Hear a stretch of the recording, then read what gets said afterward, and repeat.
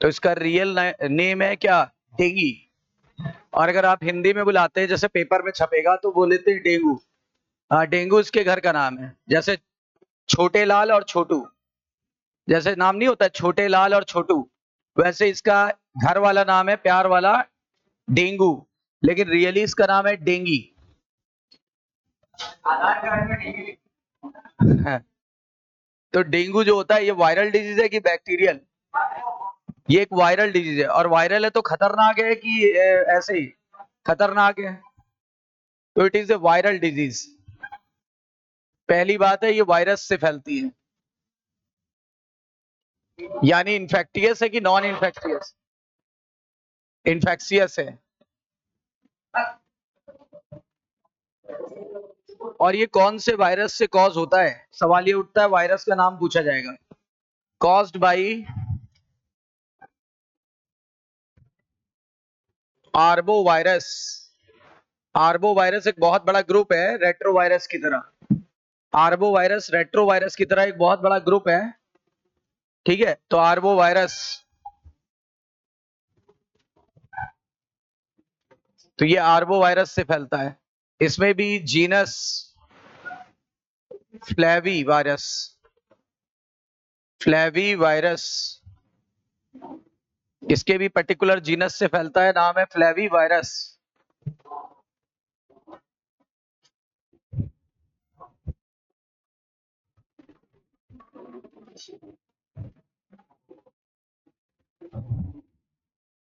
तो dengue viral disease है, infectious है, और caused by arbo virus. Arbo virus एक बहुत बड़ा ग्रुप है, उसके भी किस जीनस को बिलोंग करता है? Flavi virus. आर्बो वायरस काफी बड़ा ग्रुप है, उसमें भी एक छोटा सा ग्रुप है, नाम है उसका फ्लेवी वायरस। तो आर्बो वायरस और फ्लेवी वायरस। अच्छा, आर्बो वायरस क्यों बोला गया? क्योंकि आर्बो का मतलब होता है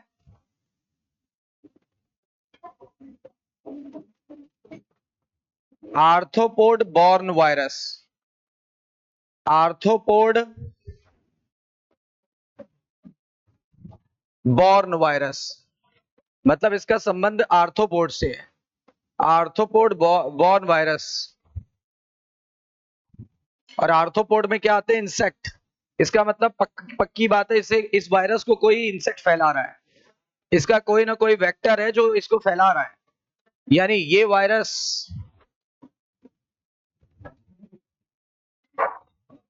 tiger, female tiger mosquito,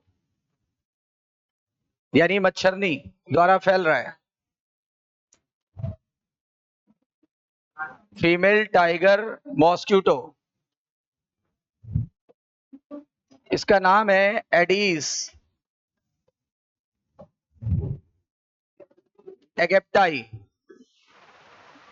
Aedes एगेप्टाई।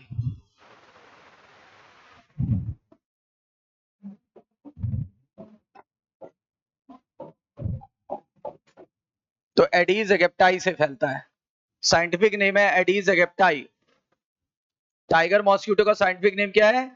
Aedes एगेप्टाई।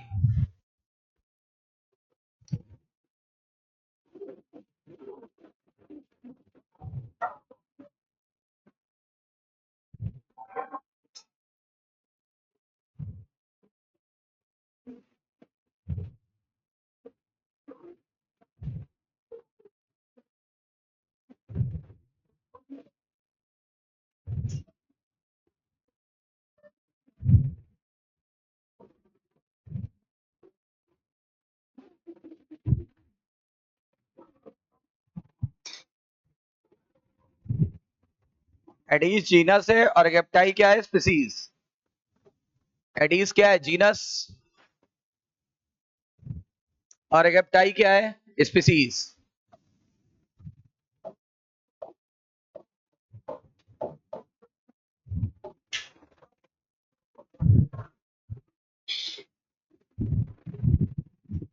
तो डेंगी एक कैसी डिजीज है? वायरल।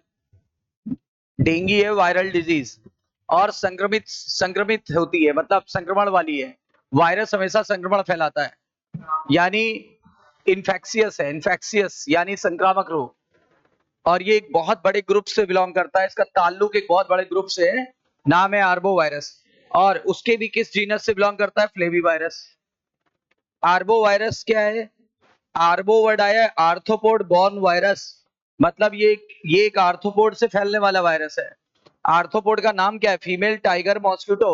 अच्छा, टाइगर क्यों बोला? इसके ऊपर जो धब्बे होते हैं और टाइगर के ऊपर जो धब्बे होते हैं लगभग लगभग सेम होते हैं। इसके ऊपर जो धब्बे होते हैं और टाइगर के ऊपर जो धब्बे होते हैं ब्राउन और ब्लैक वाले, वो लगभग लगभग सेम होते हैं। तो नाम पड़ा टाइगर मॉस्किटो और इसका साइंटिफिक नेम है एडीज एगिप्टाई। साइज तो बहुत अलग है, साइज और दुनिया भर का अंतर है।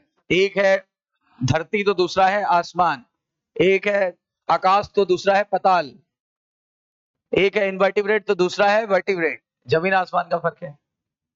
अच्छा, अब सवाल ये उठता है इस वायरस का जेनेटिक मटेरियल क्या है? हर वायरस के पास अपना एक जेनेटिक मटेरियल होता है, जैसे कोरोना के पास, आपके एड्स के पास आरएनए, इसके पास भी आरएनए।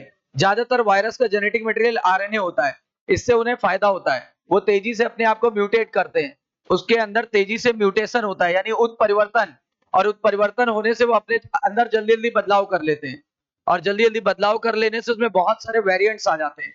जैसे आप बताओ, कोविड के ही कई सारे वेरिएंट्स थे, अल्फा बीटा डेल्टा एक्सी, और भी बहुत सारे थे जिसके बारे में शायद हम लोग को पता भी ना हो। तो ऐसे बहुत सारे वेरिएंट थे। वैसे इसके भी, इसका भी जेनेटिक मटेरियल आरएनए होता है। इसका जेनेटिक मटेरियल क्या होता है?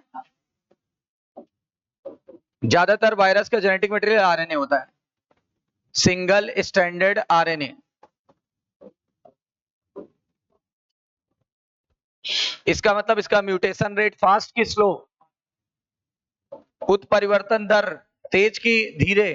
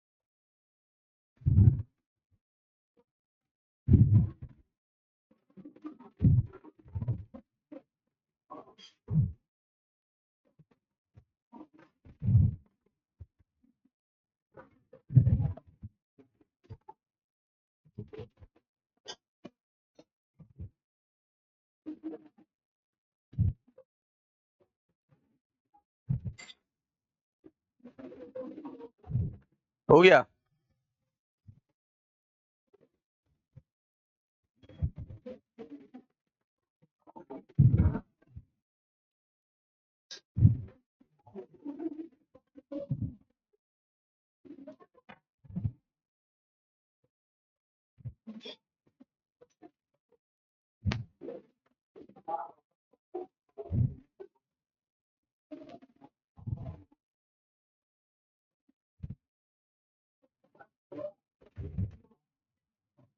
अब आगे,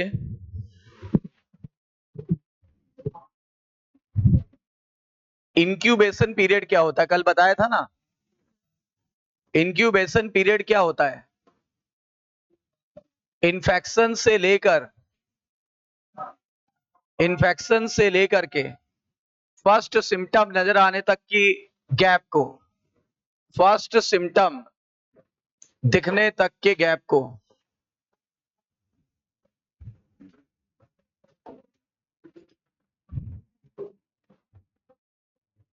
गैप को आईपी कहते हैं।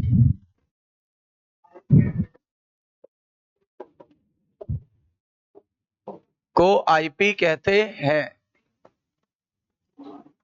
जनरली ये इनका 3 से 8 दिन का होता है, 3 से 8 दिन का होता है।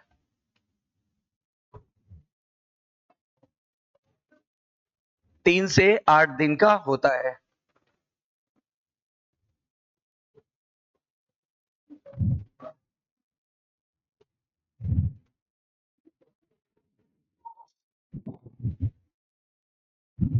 लगभग 1 वीक बोल सकते हैं, लगभग 1 सप्ताह के लिए बोल सकते हैं, लगभग।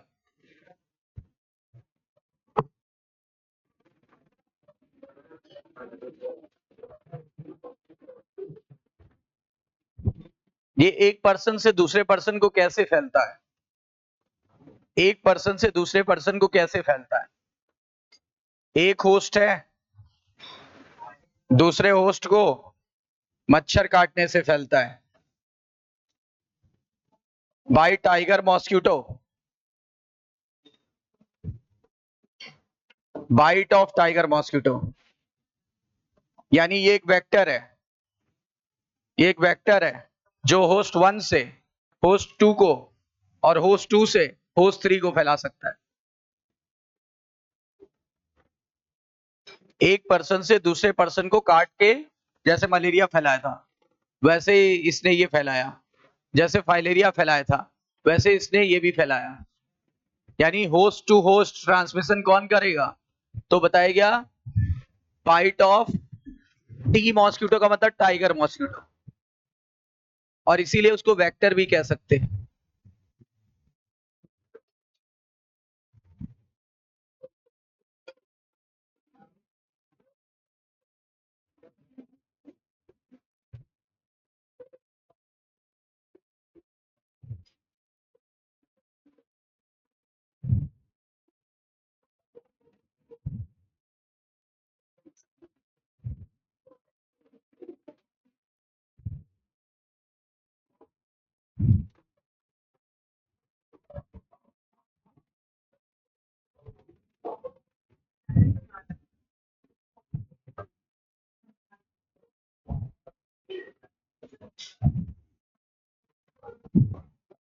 डेंगू की लाइफ में 3 फेज होते हैं,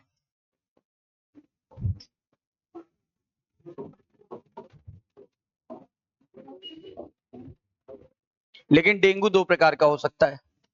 ये 3 फेज हमें जानने नहीं है, फाइब्रिल, रिकवरी और ये सब। हमने सिर्फ पूछा जाता है कितने फेज हो सकते हैं, 3। अब डेंगू 2 प्रकार का हो सकता है।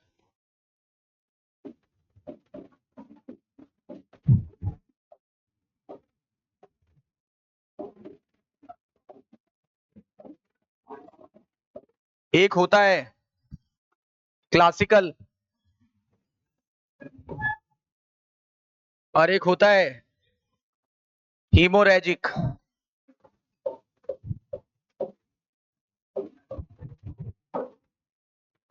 तो 2 प्रकार का होता है, एक क्लासिकल डेंगू सीडी और एक एचडी। क्लासिकल डेंगू और हीमोरेजिक डेंगू 2 प्रकार का होता है।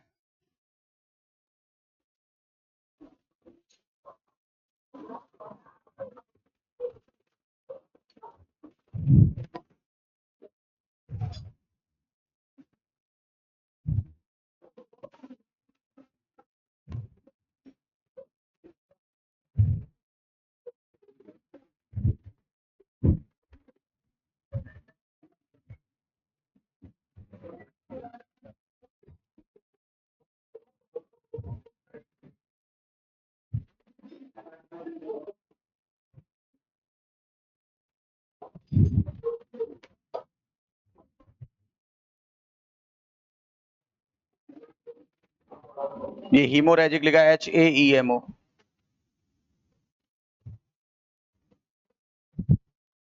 हीमोरेजिक।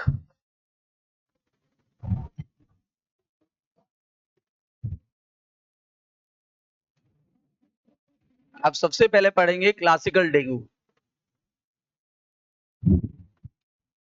सबसे पहले पढ़ेंगे क्लासिकल डेंगू, हो गया? यानी सीडी पहले पढ़ेंगे, फिर एचडी पढ़ेंगे।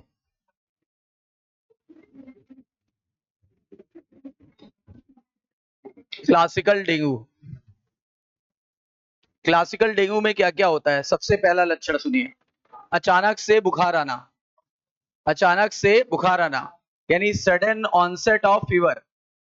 यानी सडन, भाई वायरस है तो बुखार जरूर लाएगा।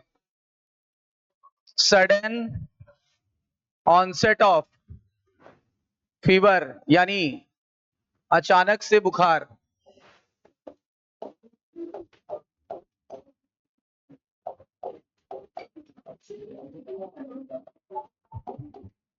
और इसमें भी लगभग 39 टू 40 डिग्री सेल्सियस का बुखार आता है, यानी टाइफाइड के बराबर, यानी टाइफाइड के बराबर। लेकिन टाइफाइड बैक्टीरियल था कि वायरल, और ये कैसा है, फर्क है। देखिए पहला सिम्टम। दूसरा, बहुत तेजी से सर दर्द होगा, बहुत तेजी से सर दर्द होगा। क्या बोला मैंने, तेजी से कि बहुत तेजी से सर दर्द, यानी एब्रप्ट हेडेक, यानी क्या, तेजी से सर दर्द।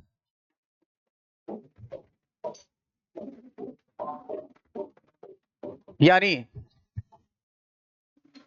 सर फटना, जिसको आप बोलते हो सर फटा जा रहा है, सर फट के टुकड़े टुकड़े हो जाता है ना, यानी सडन सर दर्द। और यानी सबसे ज्यादा यहां दर्द होगा, फ्रंटल एंड पर, फ्रंटल, यहां पे लिख दे, इन फ्रंटल, फ्रंटल हेडेक। सबसे बड़ी पहचान है, यहां नहीं होगा, टेम्पोरल नहीं, ज्यादातर यहां दर्द होता है, लेकिन उसमें यहां दर्द होगा, फ्रंटल, फ्रंटल हेडेक,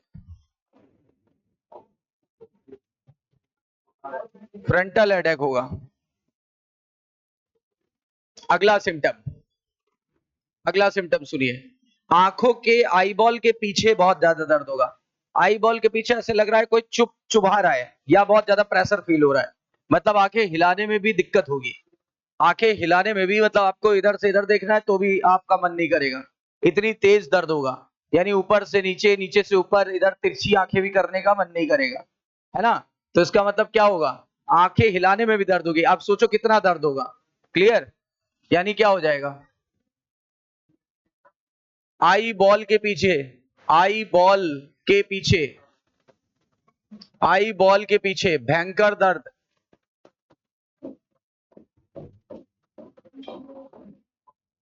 और सुनिए, आई सॉकेट के चारों तरफ ये जो मसल है, यहां भयंकर दर्द, आंखों के पीछे और आंखों के चारों तरफ यहां पे भयंकर दर्द, यानी आई सॉकेट की मसल के चारों तरफ, आई सॉकेट की मसल में भयंकर दर्द, आई सॉकेट के चारों तरफ की मसल में, आई सॉकेट के चारों तरफ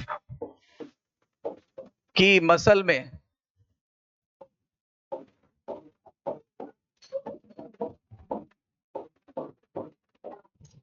भयंकर दर्द।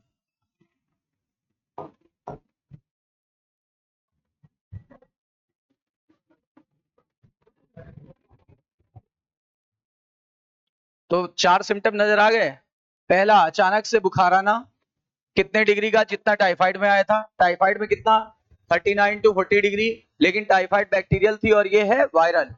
फिर आपको बताया गया सिर दर्द यानी सिर फटना, यानी सबसे ज्यादा फ्रंटल पे कि टेम्पोरल पे, फ्रंटल पे, यहां नहीं होगा, यहां होता तो टेम्पोरल, यहां हो रहा है, यहां पे फ्रंटल। और आई बॉल के पीछे भयंकर दर्द, आई बॉल के पीछे भयंकर दर्द, इवन आई बॉल, आईज को हिलाने डुलाने में भी बहुत भयंकर दर्द होगा।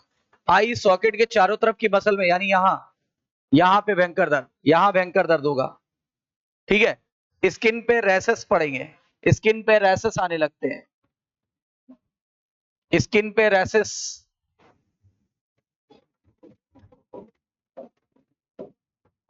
वो भी माइल्ड, अभी ज्यादा नहीं आएंगे, माइल्ड स्किन रैसेस, थोड़े थोड़े माइल्ड स्किन रैसेस,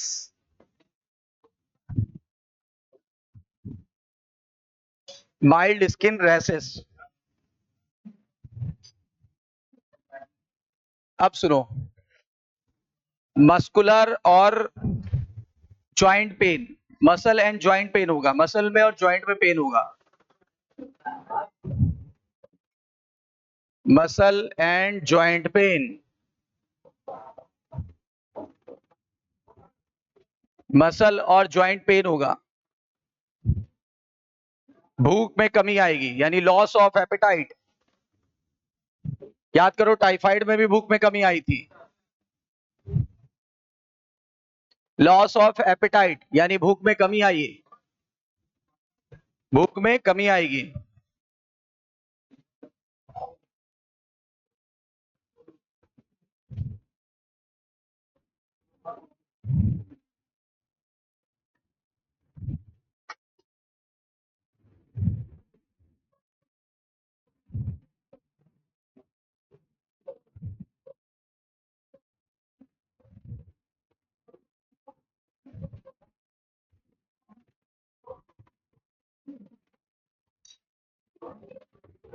अच्छा, वायरस में इन्फेक्शन है तो लिम्फ नोड में स्वेलिंग तो आएगी। लिम्फ नोड पढ़ा था ना हम लोग ने कल। लिम्फ नोड का काम क्या है? पैथोजन को पकड़ के मारना। अब वायरस को ये पकड़ के मारेगा, लेकिन वायरस उससे ज्यादा बहुत तेजी से पनप जाएंगे। वायरस तेजी से पनपते हैं कि धीरे धीरे? हमारे जो लिम्फ नोड है वो उतनी तेजी से पकड़ के मार नहीं पाएंगे जितनी तेजी से वायरस पनप जाएगा। यानी क्या हो जाएगी? Swelling in, very important, lymph node, swelling in lymph node and tonsil.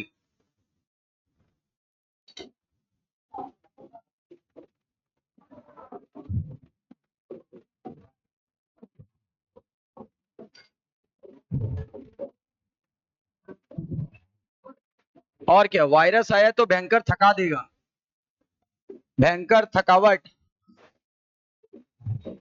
यानी टायर्डनेस।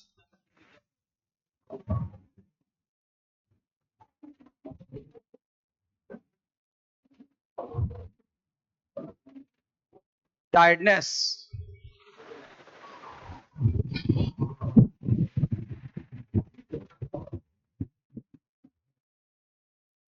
टायर्डनेस, लिम्फ और उसमें टॉन्सिल्स में excessive swelling.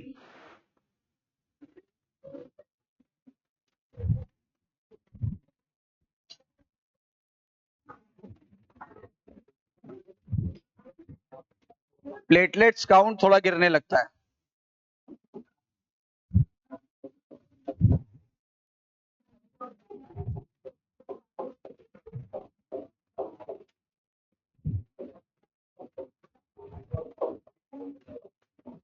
Platelet count reduce होने लगता है, प्लेटलेट्स काउंट रिड्यूस होने लगता है। तो क्या क्या है डेंगू के फीवर? क्लासिकल डेंगू के क्या क्या सिम्टम है? अचानक से बुखार आ जाना, कितने डिग्री का? 39 to 40 डिग्री सेल्सियस। और क्या? सर दर्द, यहां से फ्रंटल की फ्रंटल, टेम्पोरल की ऑक्सीपिटल। फ्रंटल केवल यहां दर्द होगा, यहां पे इतनी तेज ऐसे हो रहा है ना? उसके बाद आई बॉल के पीछे, यानी आंखें घुमाने की भी इच्छा नहीं हो रही है ना? उसके बाद यहाँ पे आई बॉल के चारों तरफ गोल गोल गोल गोल, जैसे चश्मा नहीं लगाते, गोल गोल, तो चश्मा याद करना, चश्मे जैसा गोल गोल, है ना? 3 सिम्टम हो गए। चौथा, स्किन पे रैसेस, स्किन पे लाल लाली, स्किन पे लाली, यहाँ की बजाय यहाँ लाली ने लगा के यहाँ लाली, है ना? स्किन पे लाली। माइल्ड स्किन रैसेस की वाइल्ड स्किन रैसेस? माइल्ड की वाइल्ड? अभी वाइल्ड हो जाएगा, देखना अभी। मसल और जॉइंट पेन, मसल और जॉइंट पेन सुना भी होगा, तभी तो उसको बोलते हैं break bone fever, break dance fever नहीं, break bone fever. Break dance नहीं, ब्रेक बोन फीवर, हड्डी तोड़ बुखार, हड्डी तोड़।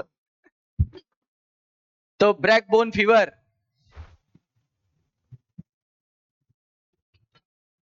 तो ब्रेक बोन फीवर भी कहते हैं, आपने सुना भी होगा, ब्रेक बोन फीवर।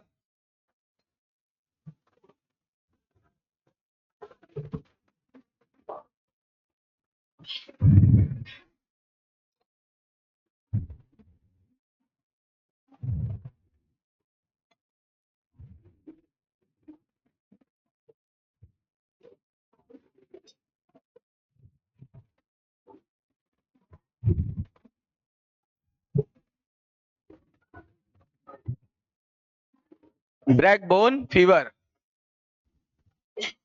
हो गया इतना? एक बार फिर से क्लियर कर लीजिए, क्या होगा? सबसे पहले अचानक से बुखार आना, ठीक है? फ्रंटल सर दर्द होना ऐसे, आंखों के पीछे बहुत दर्द होना, आई बॉल के पीछे दर्द होना, ये आई बॉल के चारों तरफ दर्द होना, ठीक है ना? स्किन पे रैसेस पड़ जाना, ठीक है? मसल और ज्वाइंट में पेन होना, तभी तो बोलते हैं break bone fever. Break bone fever, हड्डी तोड़ बुखार। भूख में कमी आना, भूख नहीं लगेगी क्योंकि वायरल इन्फेक्शन हो गया, फीवर में वैसे ही भूख नहीं लगती, तो भूख में कमी आएगी। लिम्फ नोड और टॉन्सिल्स पे स्वेलिंग आ जाएगी क्योंकि वायरल इन्फेक्शन है, लिम्फ नोड इन्हें पकड़ेंगे, मारने की कोशिश करेंगे, इसलिए स्वेल हो जाएंगे, ठीक है? भयंकर थकावट होगी क्योंकि वायरस हमेशा थकावट कॉज करता है, ठीक है? प्लेटलेट्स काउंट घटना स्टार्ट होगा, अभी उतना नहीं घटा है जितना आप आशा कर रहे हो, उतना नहीं घटा है।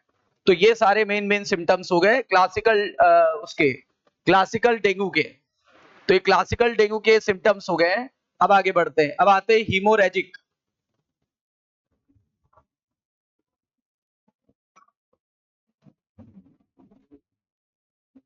HD, haemorrhagic dengue.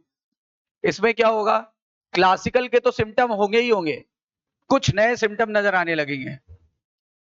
यानी सिम्टम ऑफ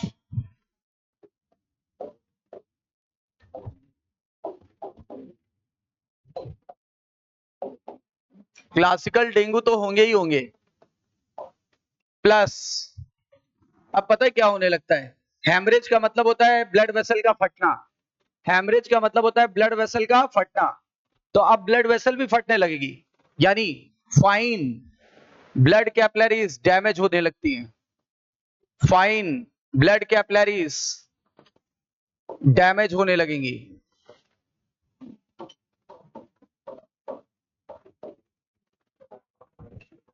प्लेटलेट्स काउंट बहुत तेजी से गिरेगा। वहां लिखा था गिर रहा है, गिरना स्टार्ट हुआ था, यहां बहुत तेजी से घटने लगता है।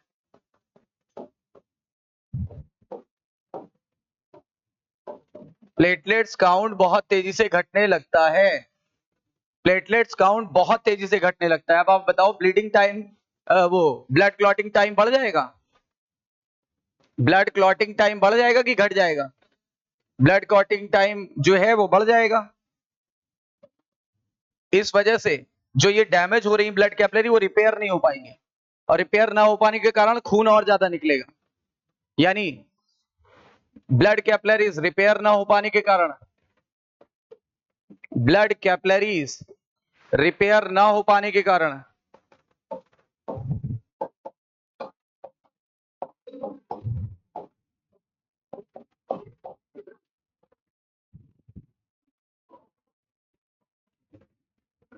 Knows, mouth, ear, urine and urine stool, कुर्सी मेज, सब जगह से ब्लीडिंग होने लगती है ना। मतलब जितनी ओपनिंग है सब जगह से ब्लीडिंग होने लगेगी। Nose, mouth, ear, urine, stool, even skin, हाँ वहां वहां से निकलेगा, जहां जहां से घुसने का मौका मिलेगा वहीं से निकलेगा। तो क्या हुआ, nose, mouth, ear, urine, stool, even skin से ब्लीडिंग स्टार्ट हो जाती है।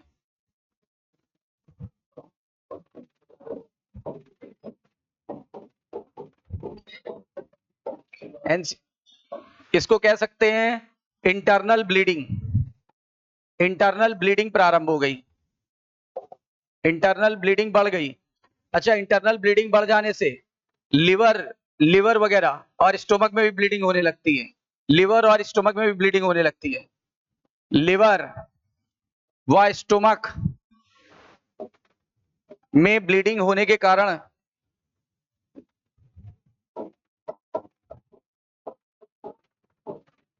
लिवर और स्टोमक में ब्लीडिंग होने के कारण दो चीजें होंगी। देखो, लिवर में पेन होगा तो एब्डोमिनल पेन होगा, एब्डोमिनल पेन। स्टोमक में पेन होगा, स्टोमक पेन। इसकी वजह से क्या होगा, एब्डोमिनल पेन। रटना नहीं है, देखो मसल और जॉइंट्स में पेन होता है सीडी में, मसल और जॉइंट में पेन कहां हुआ था, लेकिन यहां देखो, यहां एब्डोमिनल और स्टोमक पेन होगा, एब्डोमिनल और स्टोमक पेन होगा।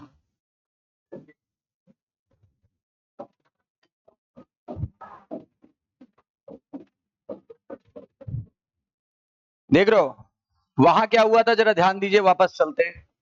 यहां क्या हुआ था, कहां गया, ये मसल और जॉइंट पेन हुआ था। ध्यान दीजिएगा, यही सिम्टम है, मसल एंड जॉइंट पेन। पहले एक बार शुरू से चलो। स्टोमक पेन हमने कहां पढ़ा था सर, टाइफाइड में। स्टोमक पेन कहां पढ़ा था, टाइफाइड में। हमने एब्डोमिनल पेन कहां पढ़ा था, अमीबियासिस में। हमने मस्कुलर पेन कहां पढ़ा था, एस्केरियासिस में। यहां तीनों एक साथ हो रहा है, यहां तीनों एक साथ हो रहा है। पहले कौन सा हो रहा है, मसल एंड जॉइंट पेन, वो सीडी में हो रहा है, और जो बाकी दो पेन बच गए वो यहाँ पे, यहाँ हो रहा है, एब्डोमिनल और स्टोमक पेन यहाँ हो रहा है, यानी ये सारे पेन यहाँ हो रहे हैं, नो पेन नो गेन, है ना। एब्डोमिनल और स्टोमक पेन यहाँ हो रहा है, और वो वाला जो मसल और जॉइंट पेन है वो वहां हो रहा है, मतलब सारे पेन यही हो गए। वैसे पेन जो हो रहा था वो अलग अलग केस में हो रहा था। एक बार फिर से क्लियर करो, stomach pain, typhoid, abdominal pain, अच्छा, और मस्कुलर पेन, एस्केरियासिस, लेकिन इसमें क्या होंगे, तीनों पेन होंगे, इवन जॉइंट पेन भी चालू हो गया। बोलो क्लियर है, याद रहेगा। तो याद रखो, इसमें एब्डोमिनल और स्टोमक पेन प्रारंभ हो गया। ये हेमरेज डेंगू की सबसे बड़ी पहचान है। देखो क्लासिकल के सिम्टम तो नजर आएंगे ही, और ये देखो ये ब्लीडिंग चालू हो गई, सारा ब्लीडिंग चालू हो गई है, और ये काफी खतरनाक होता है क्योंकि प्लेटलेट्स का काउंट 10K के नीचे पहुंच जाता है। 10K मतलब जानलेवा, 20,000 के नीचे क्रॉनिक हो जाती है, 10 के नीचे जान चली जाती है। प्लेटलेट्स काउंट 1.5 लाख से 3.5 लाख होना चाहिए, लेकिन यहाँ कितना घट जा रहा है, 10-15 हजार हो जाता है, तो जानलेवा हो जाता है।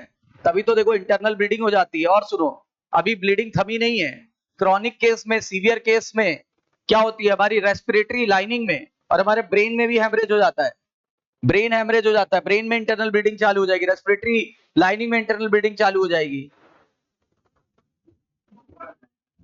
यानी ये काफी खतरनाक है ना।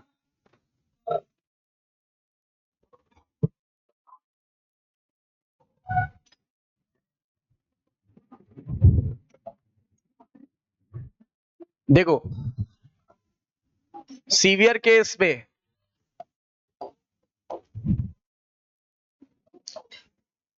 Brain haemorrhage,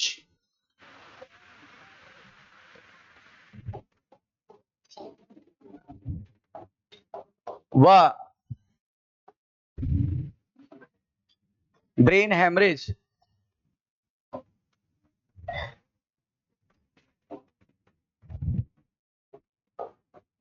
difficulty in breathing हो जाती है, डिफिकल्टी इन ब्रीदिंग,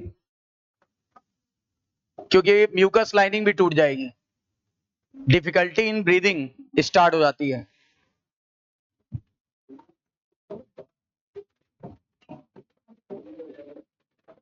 और सुनिएगा, पल्स वीक हो जाता है, पल्स वीक हो जाता है, पल्स वीक हो जाता है, पल्स वीक।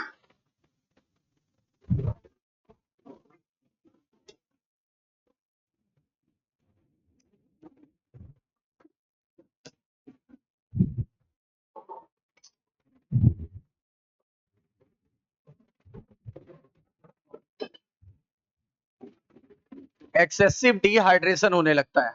भाई जब हर जगह से ब्लड निकली जा रहा है अंदर, तो पानी की कमी हो जाएगी क्या, दिखता। आप बताओ, अगर कहीं पे चाहे ब्लड बाहर आए, चाहे देखो नोज से आ रहा है तो पानी घटा, ठीक है ना, आंखों से आ रहा है पानी घटा, कान से बाहर आएगा पानी घटेगा, त्वचा से बाहर आएगा पानी घटेगा, ठीक है ना। और एक चीज और,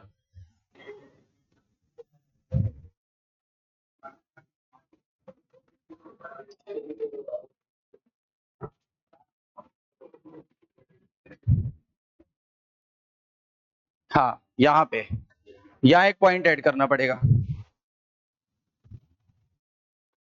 अब हो जाएगा, देखो स्किन से जब ब्लड आने लगेगा तो सीवियर स्किन रैसेस, वहां माइल्ड स्किन रैसेस लिखा था, सीवियर स्किन रैसेस।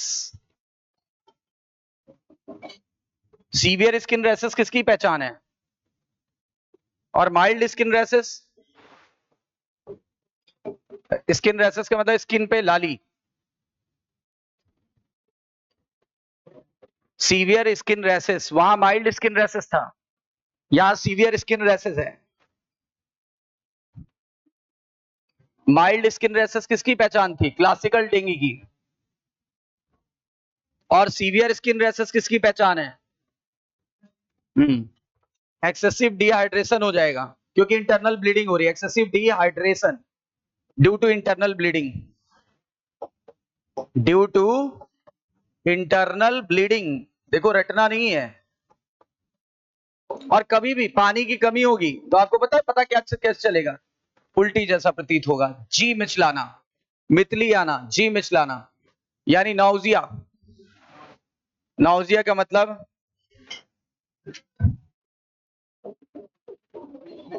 जी मिचलाना। और एक्सट्रीम केसेस में वॉमिटिंग भी हो सकती है।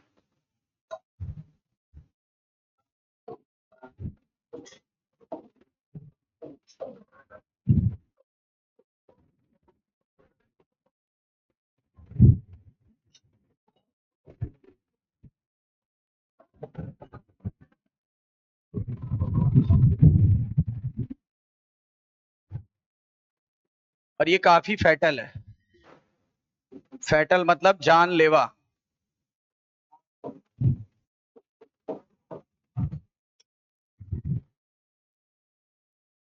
यानी दोनों में अंतर समझ में आ गया। बताइए सीवियर स्किन रैशेस किसमें होंगे? अगर खून की बात करने लगे, कहीं से भी खून निकले, तो आप क्या बताओगे? Haemorrhagic, HD. खून कहीं से भी निकले, चाहे पत्थर से निकल आए तो भी एचडी नहीं, कहीं से निकले, इंटरनल हो एक्सटर्नल हो, कहीं भी निकले। सीवियर स्किन रैशेस किसमें होंगे? कौन सा जानलेवा लग रहा है, किसमें प्लेटलेट्स काउंट बहुत तेजी से गिर रहा है? एचडी। नाम ही है हाई डेफिनेशन, एचडी है ना, एचडी।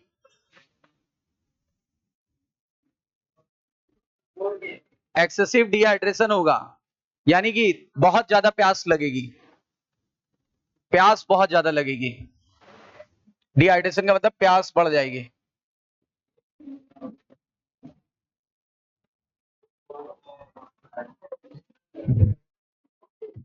प्यास बढ़ जाएगी।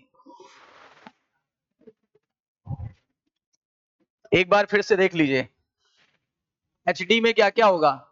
सिम्टम ऑफ सीडी तो रहेगा ही रहेगा।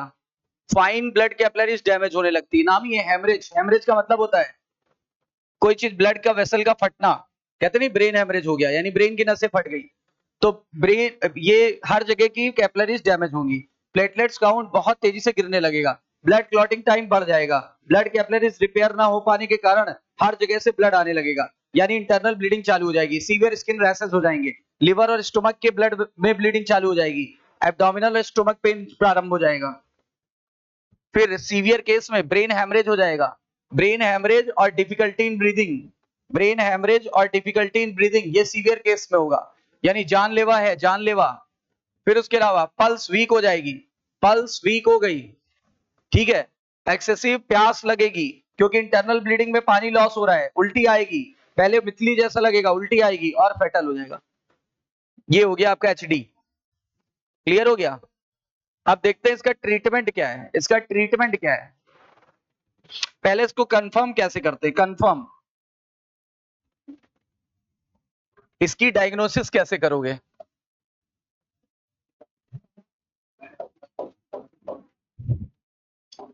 करो सीबीसी, सीबीसी यानी blood test, complete blood count. इससे आपको दो चीजें पता चलेंगी, डब्ल्यूबीसी की संख्या बढ़ जाएगी, संक्रमण के समय डब्ल्यूबीसी की संख्या बढ़ जाती है, और बताइए, और प्लेटलेट्स बहुत तेजी से कम होगा, प्लेटलेट्स बहुत तेजी से गिरेगा, बहुत कम हो जाएगा।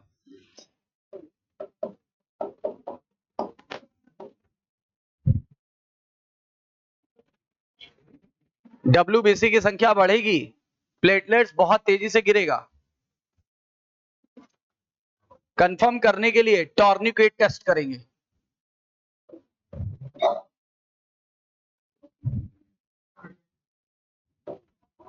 कंफर्मेटरी टेस्ट कौन सा है? टॉर्निकेट टेस्ट।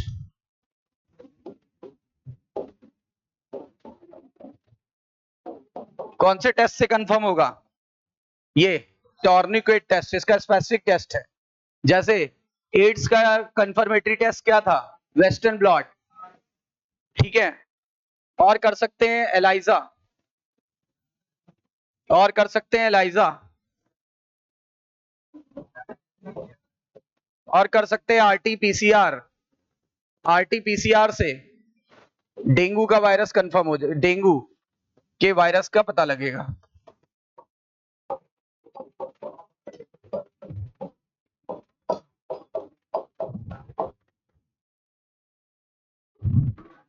अगर आप मुझसे पूछें कि डेंगू का कोई इलाज है, मैं कहूंगा नहीं। तो फिर डेंगू का इलाज डॉक्टर साहब के पास क्यों कराते हैं? नहीं कराना चाहिए, क्योंकि वो केवल एक ही दवा देंगे, पीसीएम, पैरासीटामोल, और दूसरा क्या, दर्द निवारक दवाएं। बाकी कोई दवा कारगर ही नहीं इस पे, इसका कोई ट्रीटमेंट नहीं है, नो ट्रीटमेंट। बता रहे हैं ना, बचेंगे कैसे? नो ट्रीटमेंट, कोई ट्रीटमेंट नहीं है। सिर्फ क्या करेंगे? सिर्फ एंटी पायरिटिक दवाएं देंगे, एंटी पायरिटिक ड्रग, यानी कि बुखार कम करने वाली, जैसे पैरासीटामोल।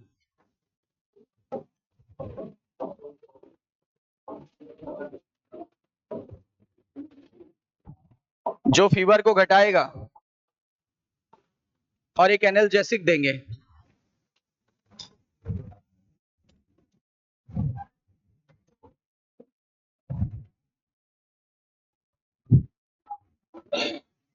यानी सीधी भाषा में पेन किलर।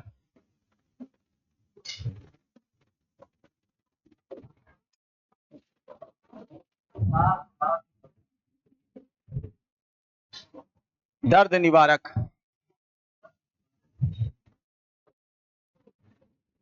जो पेन को कम करेगा, बस। और कोई चीज देते ही नहीं है।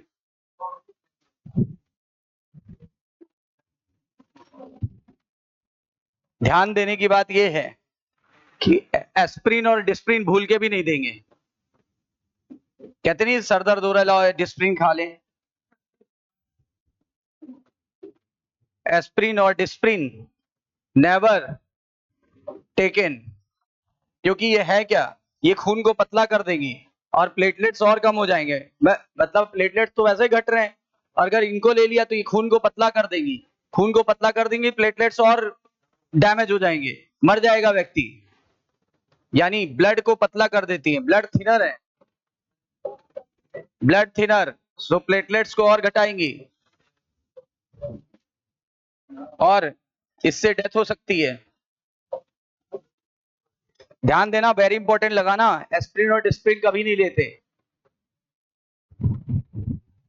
एस्प्रिन, डिस्प्रिन और आइब्रूफेन, एस्प्रिन, डिस्प्रिन और आइब्रूफेन कभी नहीं देते। एस्प्रिन, डिस्प्रिन एंड आइब्रूफेन, आइब्रूफेन दर्द निवारक है।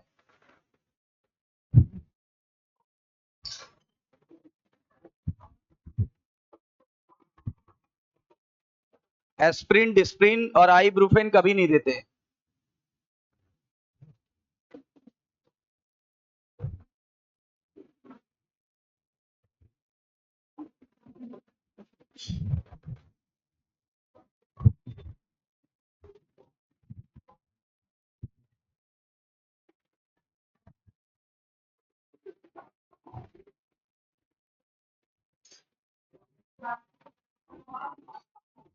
एंटीबायोटिक है ही नहीं पैरासीटामोल।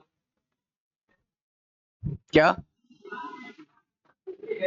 आप वही कह रहे हैं ना, लेकिन हमने एंटीबायोटिक लिखा ही नहीं है, हमने लिखा एंटी पायरिटिक। पायरिटिक वो होता है जो फीवर को कम करता है। एंटीबायोटिक फालतू में देने के बॉडी को नुकसान होगा, इसका कोई इलाज ही नहीं है, इसका कोई इलाज नहीं है। आप देखना, नो ट्रीटमेंट लिखा है। सर्च करो, नेट पे सर्च करो, नेट पे सर्च करिए। अरे देखिए तो, मेरा भरोसा टूट भी सकता है। क्या लिखा है? Is there is treatment of dengue?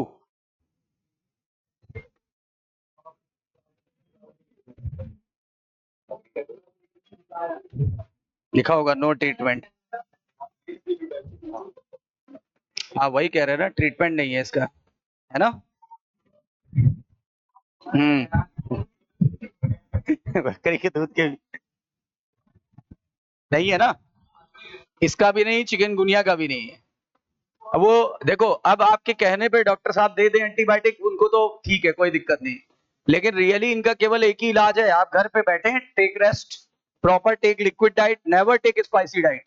Spicy diet नहीं लेना, घर पे रेस्ट करनी है, और क्या होना है, आपको पीसीएम लगातार लेना है, और दर्द निवारक दवाएं लगातार लेनी है, करीब हफ्ते भर तक।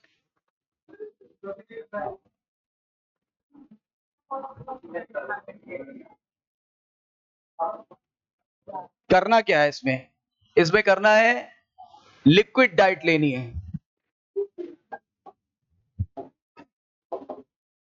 सबसे ज्यादा ले नारियल पानी, ये बहुत तेजी से प्लेटलेट्स को बढ़ाता है। और क्या, और ओआरएस ले, ओआरएस समझते हो ना, ओरल रिहाइड्रेटेड सॉल्ट, यानी इलेक्ट्रॉल, पुनर्जल। ओरल डिहाइड्रेशन से बचने के लिए रिहाइड्रेशन, ओरल डिहाइड्रेटेड सॉल्ट, जैसे इलेक्ट्रॉल।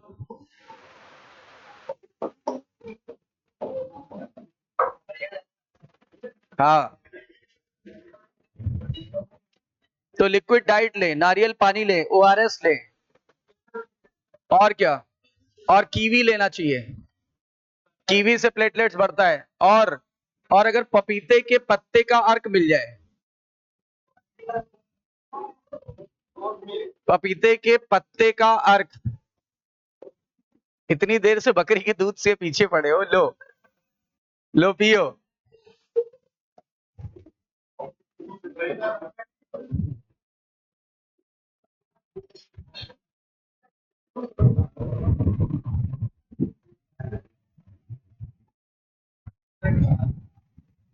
मतलब देख लीजिए, इसका कोई इलाज नहीं है, बस केवल बुखार को कम करने के लिए पैरासीटामोल, और दवा दर्द को कम करने के लिए एंटीपायरेट वो एनाल्जेसिक। डोलो नहीं लेते हैं, एस्प्रिन डिस्प्रिन से संबंधित कोई नहीं लेंगे, एस्प्रिन डिस्प्रिन और आइब्रूफेन। क्वेश्चन पूछा जाएगा इस पे।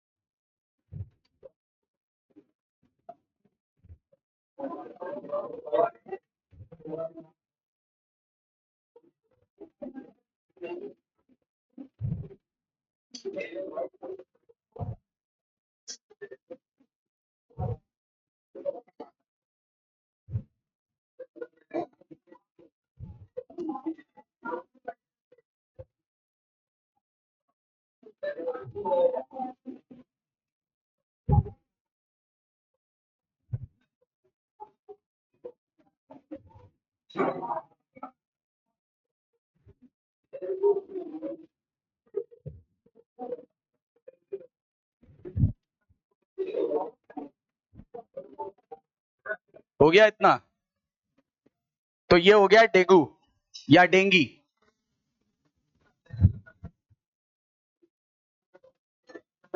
अब हम फैलाएंगे chikungunya.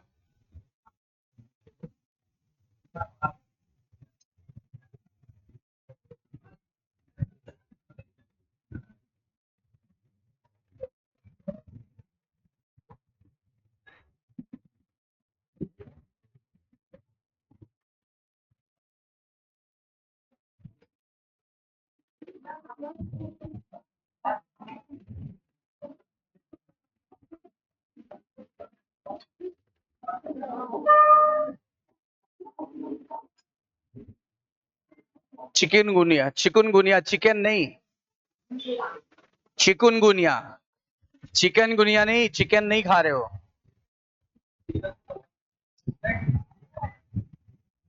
Chikungunya.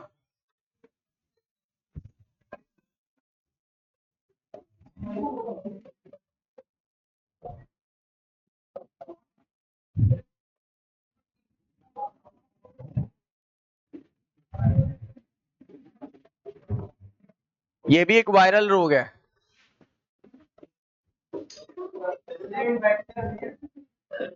Also viral disease और वेक्टर सेम है, इसका भी वायरस सेम है। पहले तो इसका भी वायरस सेम है, इसका virus is also same, that is arbo virus. इसका भी आर्बो वायरस को बिलोंग करता है, लेकिन अब जीनस बदल जाएगा।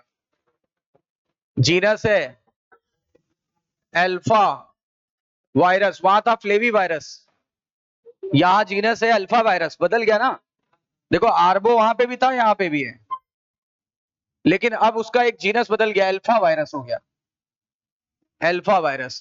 अच्छा एक चीज और कभी कभी पूछ ली जाती है इससे एक चीज, इसका जो वायरस है इसका नाम पूछ लिया जाता है, नाम तो बता दिया है,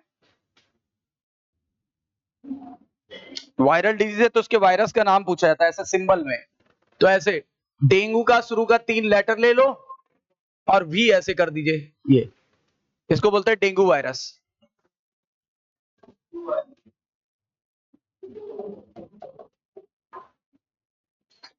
शुरू के 3 लेटर और वी का मतलब वायरस, ये इसके वायरस का सिंबल है। जैसे एचआईवी था ना, वैसे ये भी है। अच्छा आप चिकनगुनिया को कैसे लिखेंगे? चिकनगुनिया को बोलेंगे ऐसे, CHIK और वी, शुरू के 3 चिक और वी, वहां डेन और वी।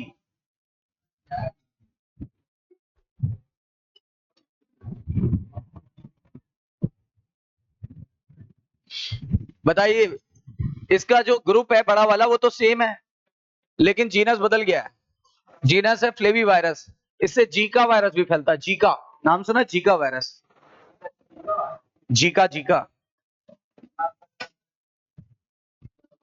अब आगे, इसका वेक्टर भी सेम है, देखो नाम से क्लियर हो रहा है, arthropod borne. Vector is also similar to dinghy,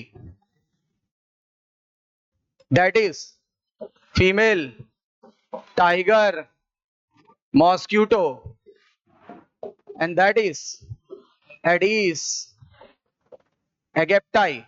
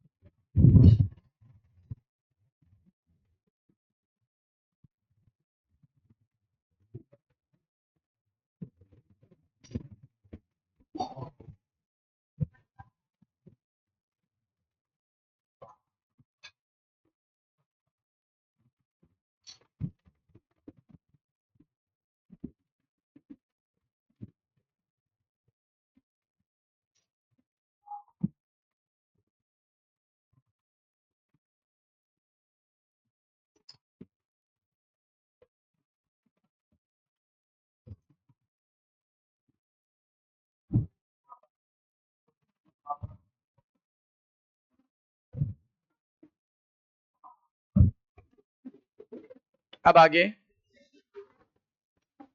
इसका सिम्टम और उसका सिम्टम बिल्कुल लगभग सेम है, इसलिए अक्सर कंफ्यूजन हो जाता है कि ये डेंगी है कि चिकनगुनिया। ठीक है, सिम्टम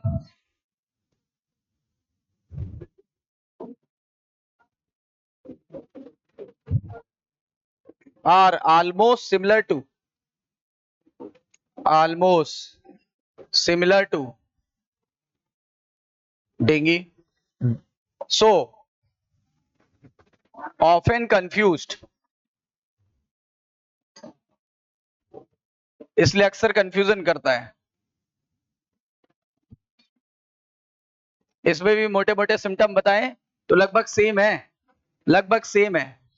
इसमें भी जॉइंट पेन होगा, है ना, स्किन पे रैसेस आएंगे, पर हम वो बता रहे हैं जो अक्सर पूछा जाएगा। इसमें उससे ज्यादा प्यास लगेगी, इसमें उससे ज्यादा प्यास लगेगी, इसमें एक्सेसिव थ्रस्ट हो जाएगा।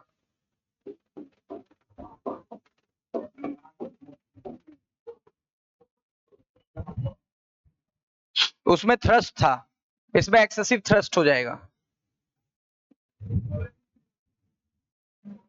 इसमें प्लेटलेट्स काउंट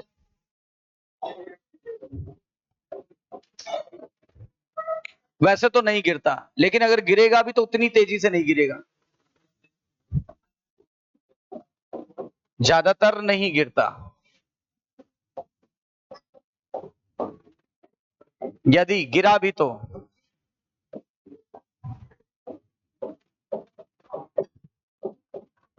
डेंगू जितना नहीं गिरेगा।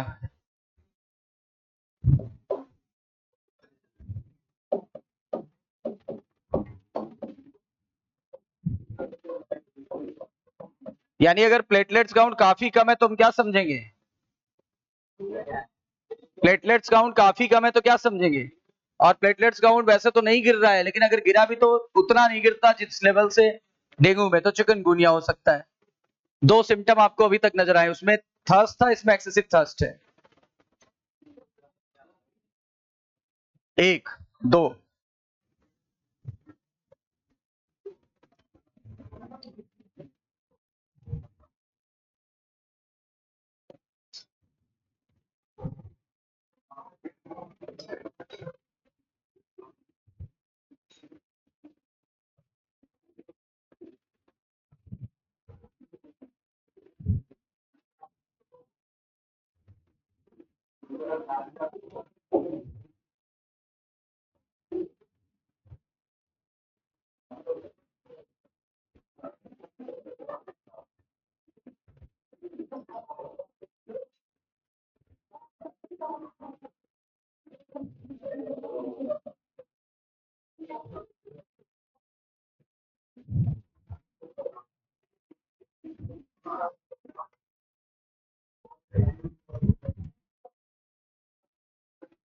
हो गया। अब देखिए अगला,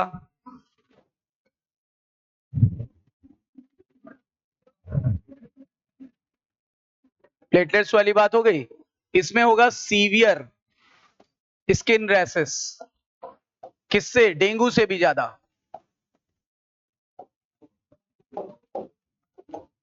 डेंगू से भी ज्यादा। और पता है डेंगू पे तो पूरे बॉडी पे रैसेस होते हैं। एक बात डिफरेंस बता दें, डेंगू में बॉडी पे रैसेस होते हैं, डेंगू में पूरी बॉडी पे रैसेस होते हैं।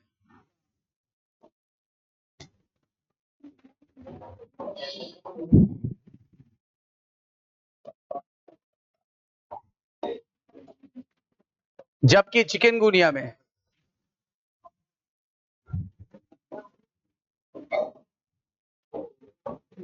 बॉडी के साथ साथ, बॉडी के साथ साथ पाम, सोल और फीट, सब पे रैसेस आ जाते हैं। पाम, सोल व फीट पर भी रैसेस आ जाते हैं। यानी ज्यादा रैसेस हो तो क्या समझ जाएंगे? चिकनगुनिया।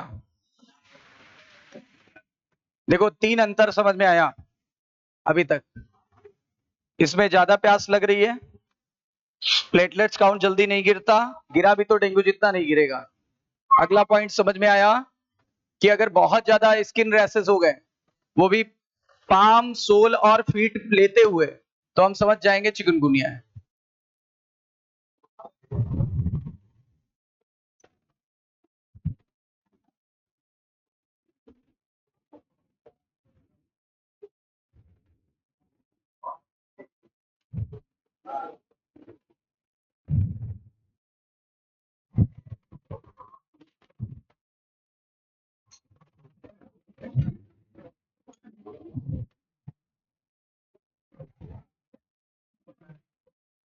कुछ कुछ अंतर समझ में आ रहा है ना? काफी सिम्टम सेम है। देखो स्किन रैशेस में भी है, लेकिन हमने अंतर बताया ना कैसे पहचानोगे। हाँ, एक अंतर और है। Abrupt abrupt sudden onset of fever, वहां क्या लिखा था? सडन ऑनसेट ऑफ फीवर, अचानक से भी बुखार आया। यहां एब्रप्ट ऑनसेट ऑफ फीवर, यानी बहुत तेजी से अचानक बुखार आया। वहां पे सडन ऑनसेट ऑफ फीवर आएगा, यहां आएगा एब्रप्ट ऑनसेट ऑफ फीवर। यहां पे क्या होगा? एब्रप्ट।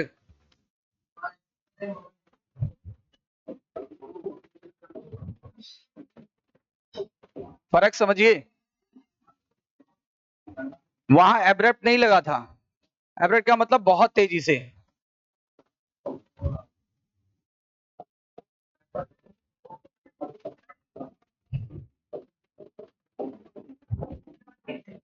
देखो एक और अंतर समझ में आया। वहां एब्रप्ट नहीं लगा रहेगा, यहां एब्रप्ट लगा रहेगा। और एक और अंतर समझिए। Severe muscular and joint pen, severe muscular and joint pen, severe muscular and joint pen, very very very important. क्यों? देखो, डेंगू से बहुत ज्यादा, डेंगू से बहुत ज्यादा पेन, डेंगू से बहुत ज्यादा पेन होगा। इतना ज्यादा कि पर्सन की बॉडी डबल हो जाती है, ऐसे झुक जाता है, ऐसे वो झुक गया, अब उठने का नाम ही नहीं लेगा, ऐसे पकड़ के बैठ गया, अब खड़ा ही नहीं हो पाएगा, है ना? इसलिए डबल डब डिजीज बोलते हैं। डबल डब, ऐसे डबल हो गया ना, ऐसे झुक गया ना, डबल हो गया। व्यक्ति अगर झुक जाए तो ऐसे ऐसे होके ऐसे हो जाएगा, तो डबल डब। इसलिए इसको डबल डब डिजीज भी कहा गया है। या कॉन्टोर्टेड, कॉन्टोर्टेड मतलब कॉन्ट्रैक्ट हो गई बॉडी, या बेंडिंग डिजीज, या टॉर्सन डिजीज, ये सब इसका नाम है। इतना ज्यादा कि पर्सन मूव तक नहीं कर पाता।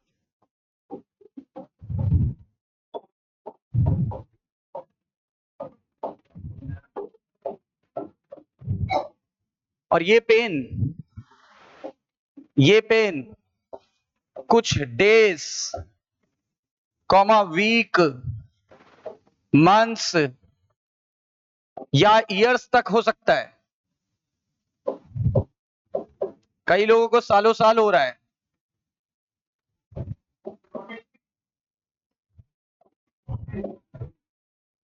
आप समझ रहे हो, ये छोटे छोटे अंतर हैं। उसमें इतना लंबा पेन नहीं होगा डेंगू में, कई महीनों तक चला गया, कई सालों तक चला गया, कई हफ्तों तक चला गया। अब आप देख रहे हो, सारे अंतर बताए मैंने आपको। बुक्स में ऐसे अंतर नहीं काफी लिखे हुए क्लियर।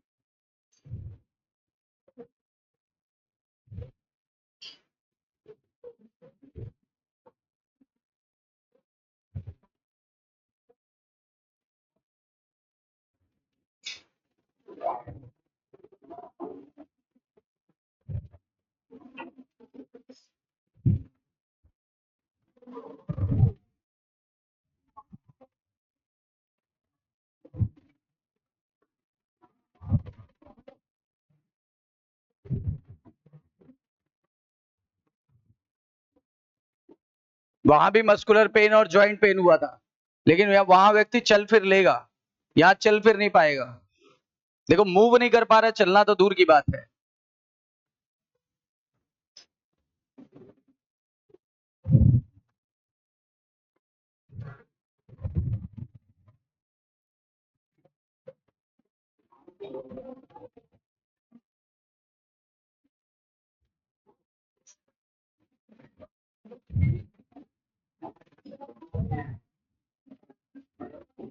इसीलिए इसे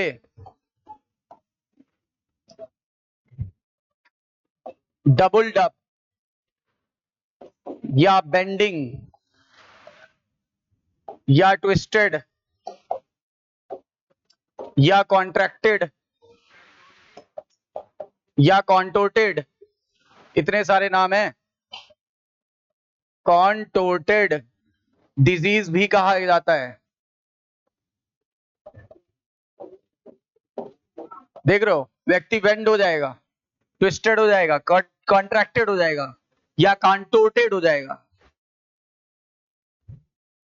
उसको ब्रैकबोन फीवर कहते थे, इसको कॉन्टोर्टेड डिजीज कहते हैं।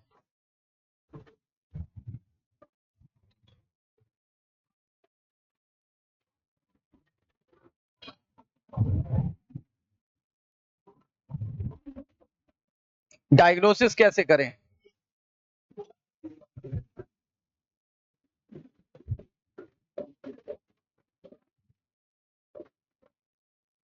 Similar to dengue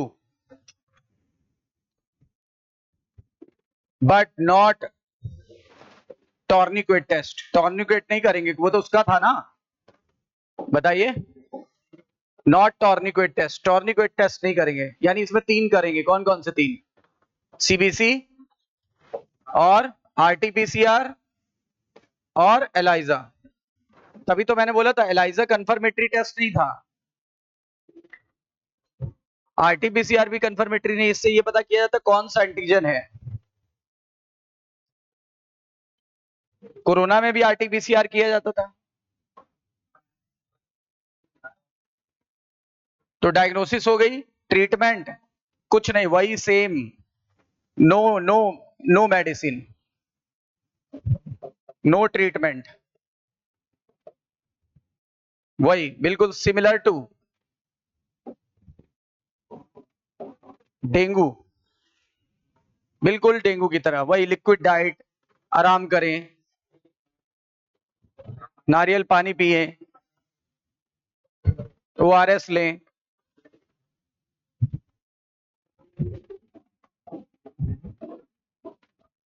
liquid diet वही, पैरासीटामोल लें। हाँ, इसमें एस्पिरिन डिस्प्रिन या इबुप्रोफेन ले सकते हैं। याद रखिए इस केस में।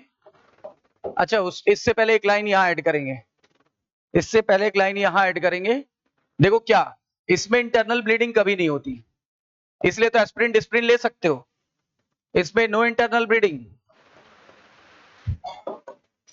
जब इंटरनल ब्लीडिंग होती ही नहीं तो ब्लड पतला करने वाली दवा ले सकते हैं, कोई दिक्कत ही नहीं। यानी इस रोग में, इस डिजीज में एस्पिरिन, डिस्प्रिन और आइब्रूफेन ले सकते हैं, उसमें कभी नहीं ले सकते। दोनों में अंतर समझ में आया ना भाई? इसमें इंटरनल ब्लीडिंग होगी नहीं होगी सर? भाई इसमें हेमरेज वाला कोई लफड़ा ही नहीं है।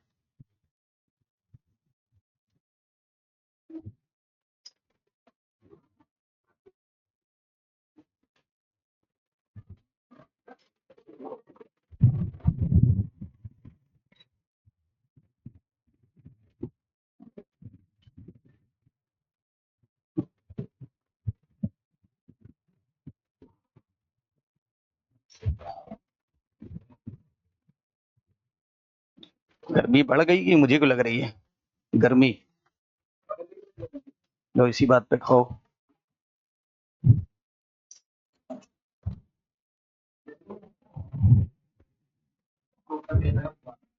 कोका कोला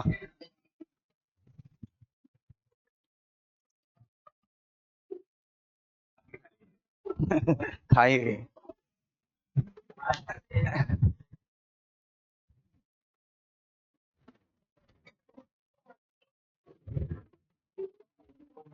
ये एस्पिरिन डिस्प्रिन या आइब्रूफेन, एस्पिरिन डिस्प्रिन या आइब्रूफेन, एस्पिरिन डिस्प्रिन या IBRUFEN दवा का नाम है, दर्द निवारक। एस्पिरिन डिस्प्रिन इस डिजीज में एस्प्रिन, डिस्प्रिन और आइब्रूफेन ले सकते हैं, क्योंकि यहाँ तो इंटरनल ब्लीडिंग का कोई चक्कर ही नहीं है, इंटरनल ब्लीडिंग का कोई चक्कर नहीं है, इसलिए ले सकते हैं।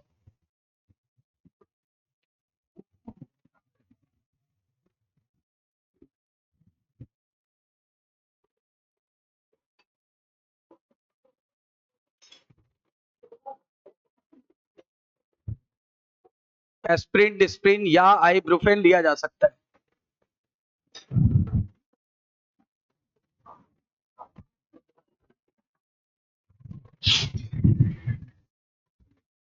अब आ जाते हैं प्रिवेंशन एंड कंट्रोल। रोकथाम कैसे करेंगे, रोकथाम, प्रिवेंशन एंड कंट्रोल कैसे करेंगे। मतलब डेंगू याद हो गया तो चिकनगुनिया अपने आप याद हो जाएगा। थोड़ा थोड़ा अंतर था, मैं अंतर बता रहा हूं एक बार। इसमें इंटरनल ब्लीडिंग नहीं होगी, उसमें इंटरनल ब्लीडिंग हुई थी। इसमें एस्प्रिन, डिस्प्रिन ले सकते हैं, उसमें नहीं ले सकते। इसमें इतना ज्यादा पेन होगा कि व्यक्ति की बॉडी डबल अप हो जाती है, मुड़ जाती है, ट्विस्ट हो जाती है, कॉन्टोर्ट हो जाती है या कॉन्ट्रैक्ट हो जाती है। ठीक है। फिर आपको बताया इसमें ज्यादा प्यास लगती है, इसमें ज्यादा प्यास लगेगी, प्लेटलेट्स काउंट नहीं गिरता है, गिरा भी तो उतना ज्यादा नहीं गिरेगा। फिर आपको बताया गया इसमें स्किन पे सीवियर रैशेस हो जाते हैं, और डेंगू में पूरी बॉडी में रैशेस होते थे, चिकनगुनिया में सोल फीट और पाम पे भी हो जाएंगे। एब्रप्ट ऑनसेट हो जाएगा, वहां क्या था, ऑनसेट ऑफ फीवर, यहाँ क्या है, एब्रप्ट ऑनसेट फीवर। वहां लिखा था तेजी से अचानक तेजी से बुखार, यहाँ पे क्या बहुत तेजी के साथ बुखार आ जाएगा। सीवियर मस्कुलर ज्वाइंट पेन था, वहां था मस्कुलर एंड ज्वाइंट पेन, वहां इतना पेन नहीं होता कि व्यक्ति मूव तक ना कर सके। फिर इसके लिए टॉर्निक्वेट टेस्ट नहीं करेंगे, इंटरनल ब्लीडिंग नहीं होती और ट्रीटमेंट सेम है, लेकिन बस एस्प्रिन, डिस्प्रिन ले सकते हैं। अच्छा, प्रिवेंशन एंड कंट्रोल पहले बताओ, आपको आता है prevention control? Prevention and control आप पढ़ चुके हो? सर कब पढ़ा? जब आपने पढ़ा था वेक्टर को कंट्रोल कैसे करें, चूंकि ये वेक्टर बॉर्न डिसऑर्डर है, वेक्टर बॉर्न डिसऑर्डर है।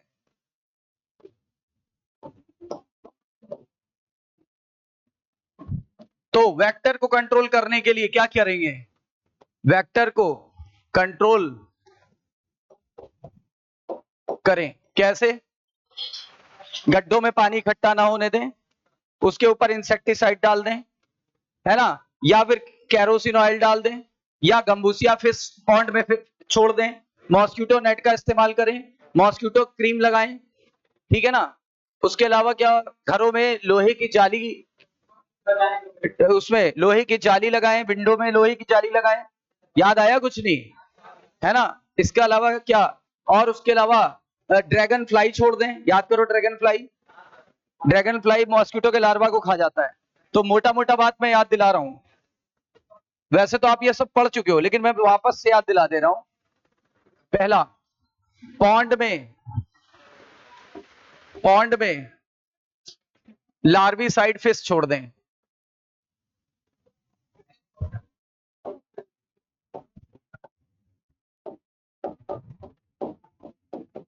That is gambusia.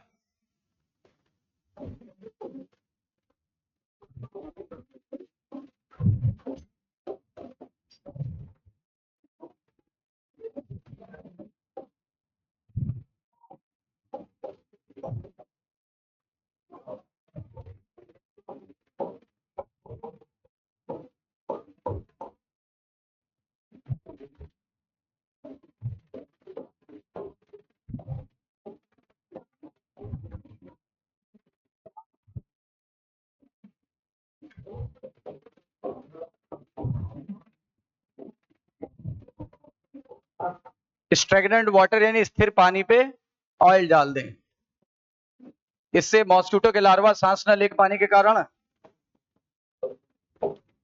ये सब आप पढ़ चुके हो, मैं इसलिए दोबारा याद दिला रहा हूं।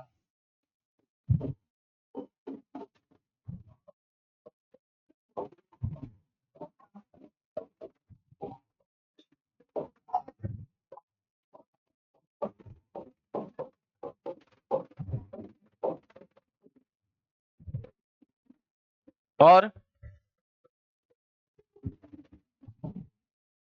Door wire mesh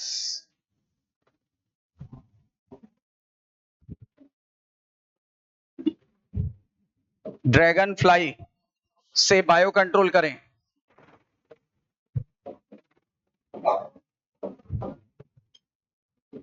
dragon fly किसके लार्वा को खा जाती है? मॉस्किटो के लार्वा को। और क्या? Wire mesh on door and window.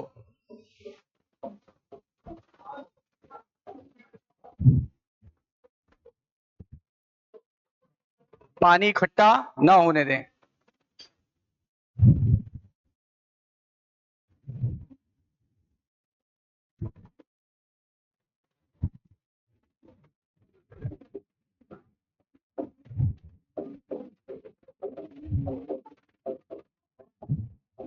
ये सब पढ़ चुके हैं ना? और एक last, regular cleaning of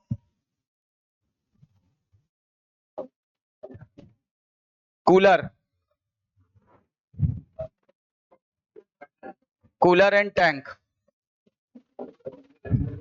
tank भी होता है ना हम लोग के घर पे ऊपर पानी वाला, उसकी भी रेगुलर क्लीनिंग करनी चाहिए।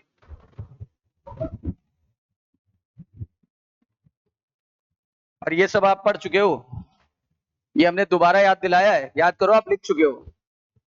एयरबॉर्न याद करो, निमोनिया और वो कॉमन कोल्ड। और फूड से फैलता था वो टाइफाइड, अमीबियासिस और एस्केरियासिस, सब लिखाया हुआ है।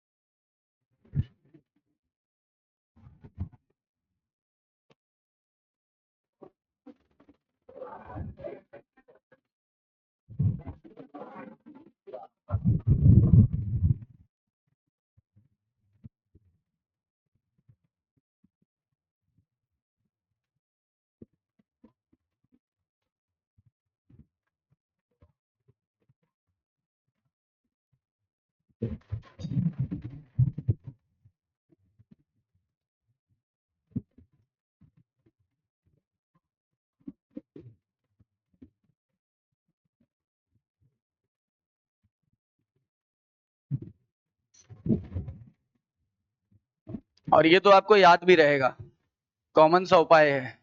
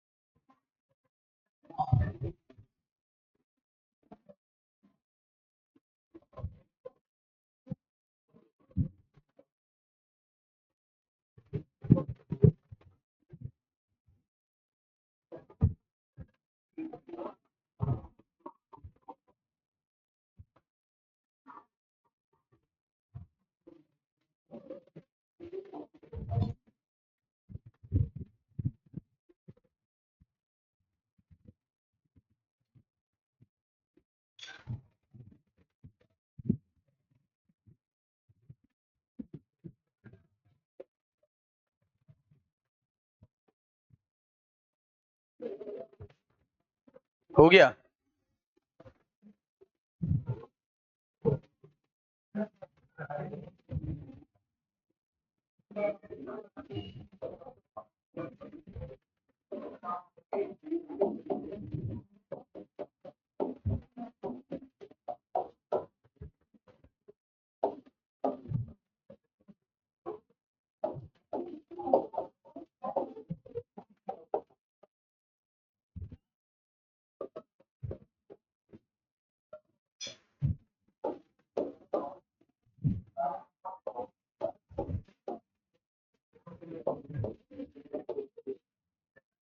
बताइए,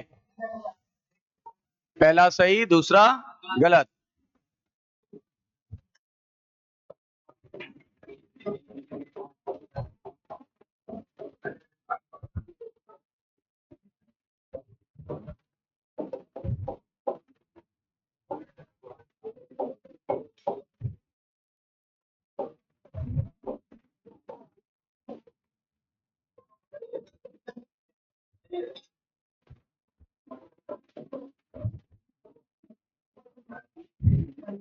गलत हो गया भाई, ग्रुप सेम नहीं था। ग्रुप था एक का फ्लेवी, एक का था अल्फा।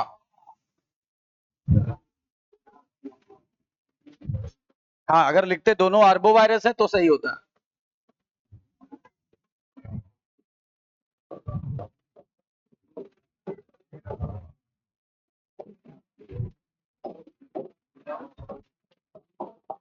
ये सही है।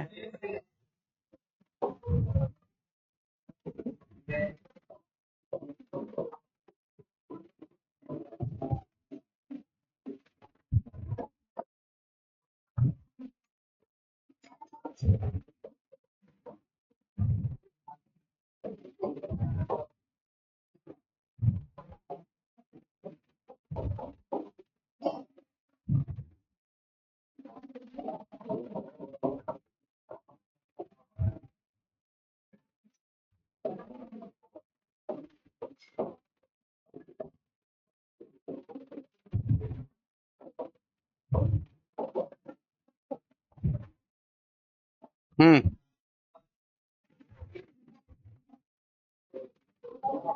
बताओ। चिकनगुनिया में प्लेटलेट्स काउंट एब्रप्टली डिक्रीज होता है, गलत। एब्रप्टली कहाँ डिक्रीज होता है? ये तो डेंगू में होता है एब्रप्टली। और डेंगू में ऑनसेट ऑफ द, अचानक से फीवर आता है, गलत। ये भी गलत। क्यों गलत? अचानक से बोल दिया ना, अचानक से तेजी से हुई। एब्रप्ट वर्ड कहाँ आया था? एब्रप्ट वर्ड कहाँ आया था? चिकनगुनिया में। मैंने क्या लिखा हुआ है? डेंगू में। तो गलत हो गया ना गलत।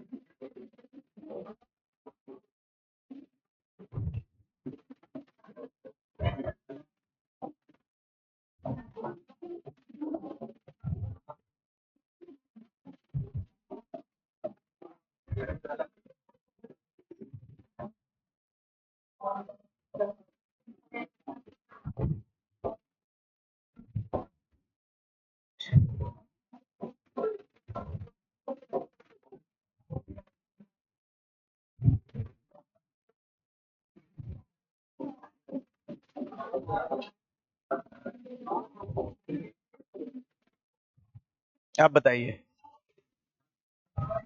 गलत पूछा है, गलत। ये तो अभी बताया था, पाम, सोल और फीट। ये गलत डेंगू के लिए होगा। इंटरनल ब्लीडिंग नहीं होगी, डेंगू में होती है। सडन ऑनसेट नहीं होगा। एब्रप्ट लिखा हुआ है तो सही हो जाएगा। ठीक है। प्लेटलेट जनरली नॉट डिक्रीज, सही है। अच्छा, एक्सेसिव थर्स्ट, सही है। थर्स्ट होगा तो वॉमिटिंग और ब्लीडिंग, तो नॉजिया और वॉमिटिंग तो होगी। तो ये भाई सिम्टम सिमिलर थे ना, तो ये तो होगा ही, क्योंकि थर्स्ट होगा तो ये मैंने आपको बताया था रिलेटेड होता है। अच्छा, टॉर्निक्वेट टेस्ट नहीं करेंगे, चिकनगुनिया के लिए नहीं होता, डेंगू के लिए होता है। Excessive muscular and joint pain, तो excessive muscular and joint pain सही है। देखो, क्योंकि एक्सेसिव लगा दिया है, सही है ना? तो यानी इतनी चीजें सही हो गई, देख लो। अब एक डेंगू के लिए करा देते हैं, अभी भेज देंगे, भेज देंगे।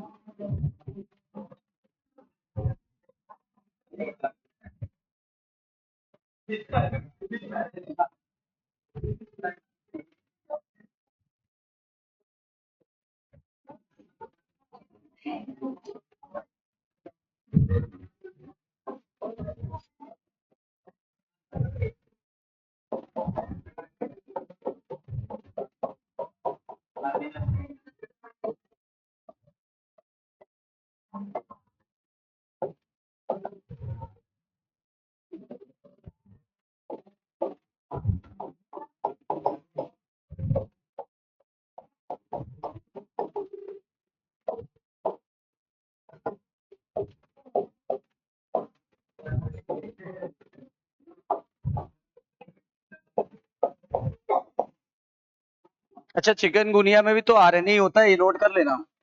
चिकनगुनिया का जो है वो भी आरएनए था, जेनेटिक मटेरियल। वायरस ही सेम है, आर्बो वायरस। फिर भी बता दें, जेनेटिक मटेरियल इज आरएनए। नहीं बता दिया, फिर भी कंफ्यूजन ना हो जाए आपको। अब बताओ, ये वाला एक क्वेश्चन कर ले, सारे हो जाएंगे। सब कवर कर दिया है। अब आप बताओ, इंटरनल ब्लीडिंग सीडी में था, हेमोरेजिक में था, excessive bleeding from nose mouth and, ये गलत कर दिया, सीडी कर दिया, सीडी। एचडी होना चाहिए था। नाउजिया एंड वॉमिटिंग सही है, थर्स्ट सही है, सडन ऑनसेट ऑफ फीवर सही है। अच्छा, muscular and joint pain CD में होता है, एचडी में नहीं। चेक करो, चेक करिए, चेक करिए, सीडी में था कि एचडी में? सीडी में था ना? ध्यान दीजिए, इसीलिए क्वेश्चन बना दिया है। तो ये हो गया गलत, और ये भी गलत हो गया, ये उल्टा लिखा है दोनों। अच्छा, सीवियर एसएस ये सही है, सही है। माइल्ड सीडी सही है, ब्रेक बोन फीवर सही है, ठीक है। और कॉन्ट्रोटेड डिजीज गलत, आर्बो वायरस सही है, फ्लेवी वायरस सही है, आरएनए सही है, डीएनए गलत। बोलो क्लियर?